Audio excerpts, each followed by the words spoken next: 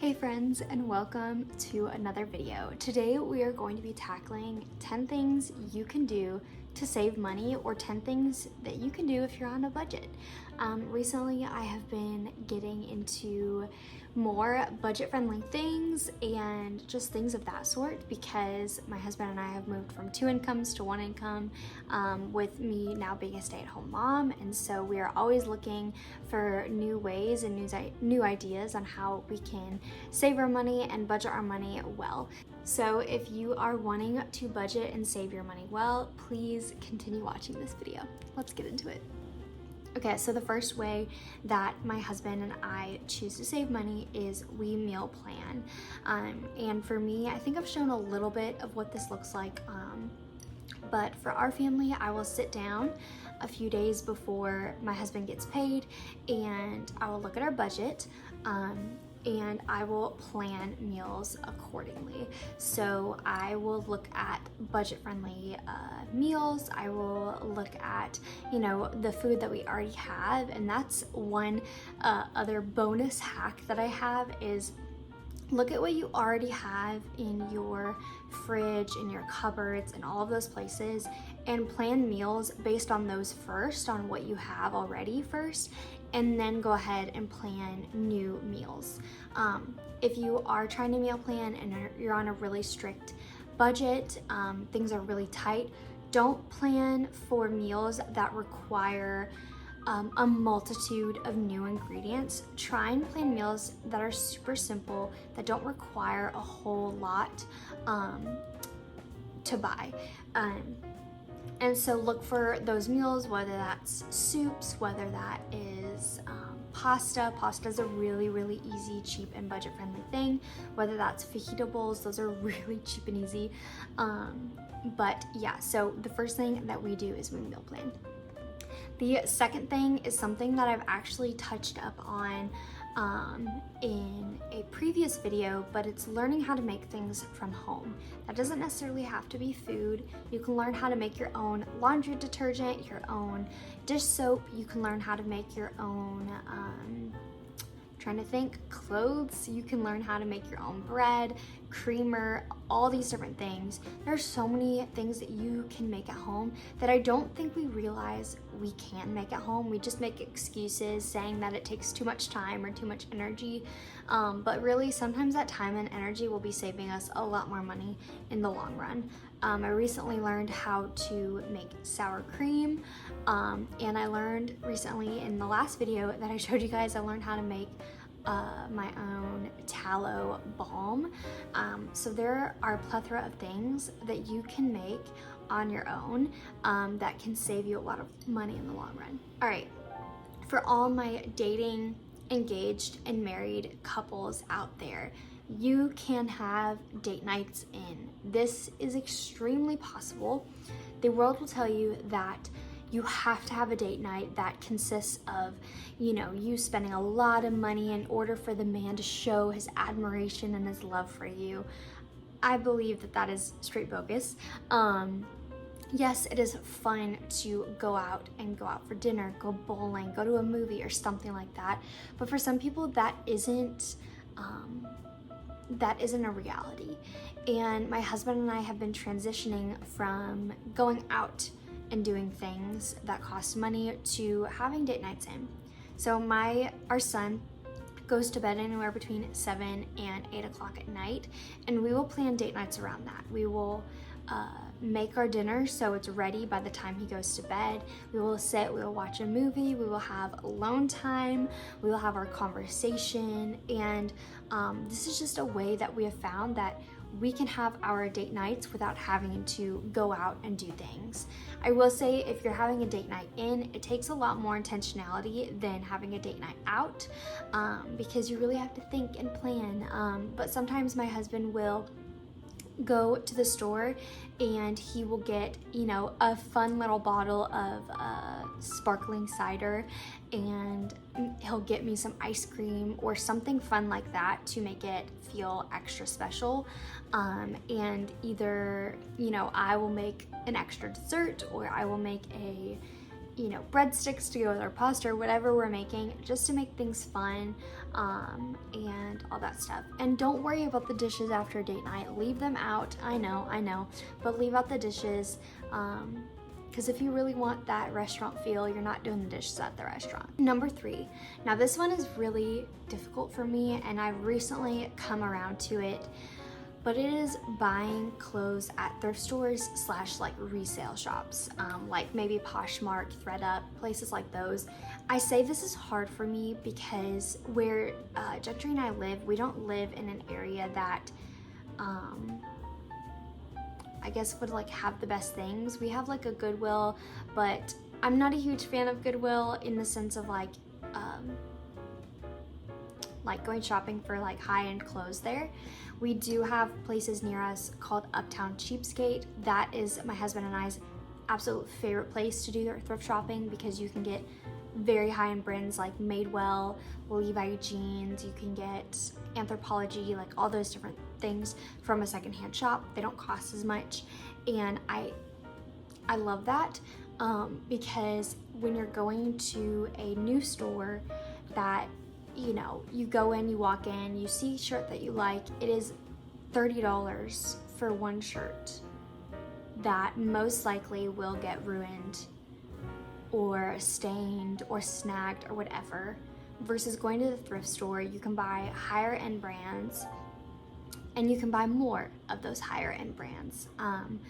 And so you're storing up your closet with good brands that will last you a long time, and you're not paying full price for them, which is something my husband and I loves. And I will say my husband Gentry is a lot more addicted to thrift shopping than I am. I am a Amazon girly all the way. I love Amazon. And I want to add to that and say, also accept hand-me-downs. I am a third child. I am the youngest in my family of 3 girls, and I have accepted hand-me-downs since I was a little girl, and I absolutely love accepting hand-me-downs because I think my sisters are a lot cooler than me. They have a lot cooler clothes and style, and I literally just take their clothes and copy their style because I love how they dress, and I love their clothes and all that stuff. So like my sister Becca, she lives really close to me. She will be like, hey, I have clothes I'm giving away. Do you want them? And I'll be like, yes, give me all of your clothes. I don't care what it is, just give it to me. Same with my sister Hannah. Like when she wants to get rid of makeup or clothes or whatever it is, I'm like, please just give it to me. No questions asked. I don't care. Just, I love me some hand-me-downs, especially when they're from my sisters.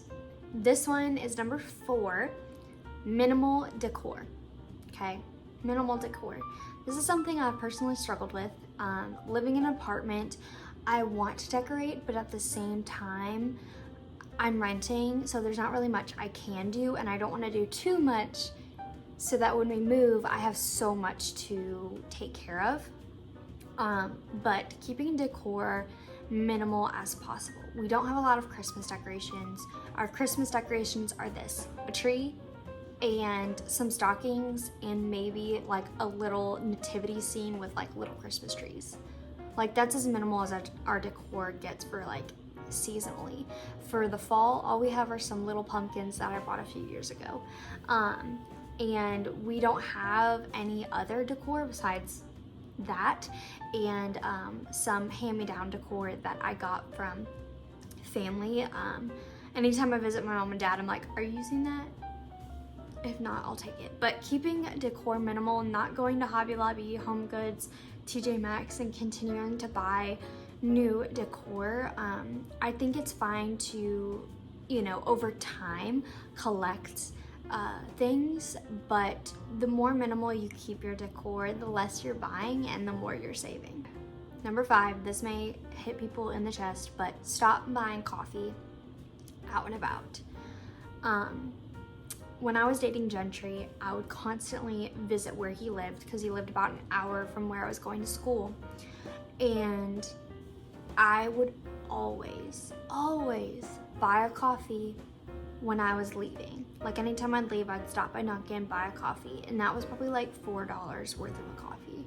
And then when we first got married and we didn't have a baby on the way or anything, I was constantly buying coffee before church, or, you know, oh, I'm out and about, I'm feeling like a coffee, we're gonna stop and get a coffee. But that is a lot of money. I went to Starbucks the other day because I had some spending money. Mind you, the only time I will go get coffee is if I have spending money or someone offered to buy me coffee. But I went to Starbucks the other day, and a grande coffee was $6.63. I was like, what? I'm paying almost $7 for a drink that's gonna last me like 15-20 minutes. I just found it silly. So stop buying coffee out.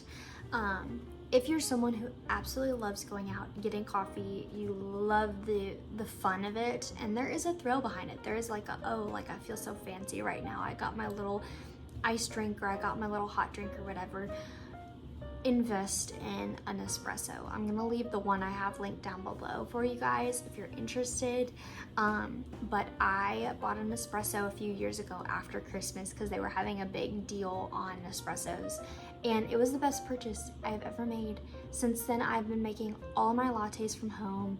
I pretty much only drink coffee from home, iced or hot, like it doesn't really matter. Obviously, I will say there are those seasonal drinks that come out that, you know, you can't make from home. But if you are someone who's highly invested in coffee, invest your money into getting yourself a machine that can make it at home, because I guarantee you, you will save so much more money than spending $7 a week or more a week on coffee. I believe this is number 6. I'm not too sure, but number 6. Learn to borrow from people. This is really hard for me, and something that I've been working on in the last year, but asking people for things. I am someone who I don't want to ask people for certain things, and so I'll go online and just buy it, and I either regret buying it, or someone's like, oh, I had that, like I could have let you borrow it, and I'm like, are you serious? I just spent like $70 on this. And I'll give you a specific example of a situation where we borrowed something instead of bought it. So you know those Dreamland baby sleep sacks? Well, I've heard all about them, about how they let your baby sleep longer. And when my baby was about 3.5 months old, I was looking into buying one. Well, they're almost $100, and we didn't have $100, but I was like, babe, we really need this sleep sack. It's gonna help him sleep, blah, blah, blah, blah, blah. So I was like talking to my friend about it, and she's like, well, I have one, like my baby doesn't fit in it anymore. If you want it, like you can have it, or if you just want to borrow it or whatever and see if he likes it. So we have borrowed it since he was about 3 months old to about like 5 months, and now I'm giving it back. But learning to borrow things from people, it's not bad. It's not, you know, if anything, asking for things, asking to borrow things is going to bring you closer in relationship to the person that you're with, because you're like trading things, if that makes sense. So learning to borrow things. Number 7 is buy in bulk. This is something Gentry and I are just now doing, but I can already tell you it saves us so much money. And there are different things that you know you run out of constantly in your household that it would be a lot better to buy in bulk. So for us, that's olive oil. We go through olive oil like crazy. It is the main oil we use for like everything. So I will go to Costco and I will buy a 2-liter thing or more of olive oil, and I will store that in our cabinets. Another thing is honey. We buy and go through a lot of honey in this household. Both Gentry and I love honey. It's a great pre-workout. We throw it on peanut butter and toast. So good. So I bought a 5-pound thing of honey. Next thing for us was flour. Because I bake a lot of breads. It allows us to save money by not having to buy bread. We bought a 50-pound bag of flour for pretty much $50, and you know, I've had it for a while now, and it's been amazing. So learning to buy things in bulk will save you so much money. We're buying, you know, and comparing prices too. Like I'll compare prices on Amazon to prices in Costco, because we have a Costco membership through a friend, And you know, I've learned that buying toilet paper in bulk on Amazon is cheaper than buying toilet paper in bulk at Costco. Number 8 is a very, I don't know, maybe simple thing, is delete all of your shopping apps from your phone. Delete all of them, because you'll be tempted. You'll see someone wearing a cute outfit and you're gonna go on that shopping app and you're gonna start putting things in your cart. Next thing you know, you've purchased a bunch of different things, and by not having those shopping apps on your phone, there's a convenience there of you don't have that temptation to go and buy something. If you deeply want something, think about it for a month and come back to it and see if you still want that thing. So I don't have, at least I don't think I have any shopping apps on my phone besides maybe Amazon and like Poshmark or something. And that's because I know myself, and I know that I very easily get tempted to purchase things on those apps, and I want to avoid that temptation as much as possible. Number 9 may seem very silly, but I think it can aid you a lot in this department, is pray. Now I say pray, I don't mean pray that God makes you a millionaire and you have all the riches in the world, okay? We're not Tevya from Fiddler on the Roof over here. But pray that the Lord will give you the strength to use your money in an edifying and wise way.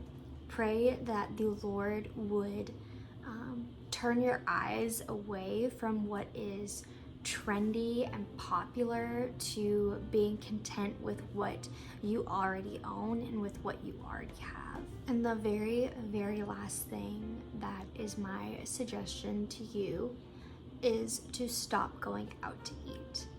Gentry and I, when we were dating and we first got married, we would go out to eat every single week, almost twice a week. And for the two of us to go out to eat, it was between $25 to $35. And that's a lot of money. So stop going out to eat. Start making food at home. And I know you moms out there, you're like, I don't want more dishes. I don't want to do the dishes. I don't want to whatever it is. I'm the same way. Like when it came to Friday night and we were gonna go on a date, I was like, babe, I just want to go out to eat because I don't want to cook. I don't want to clean. Like I just don't want that. But when you're in a position where you have to think about your budget, you have to be financially smart, you have to give that up. And you have to realize that you are making an important sacrifice. Because not only are you giving up going out to eat, but you are gaining a health aspect to it. If you're making your food at home, you know what's going in your foods, you know what you're eating, and it can be a lot more beneficial for you in the long run, not only financially, but physically. I hope that you guys enjoyed this video. Please stay tuned for next Wednesday's video, and I look forward to seeing you then. Love you guys so much. Bye.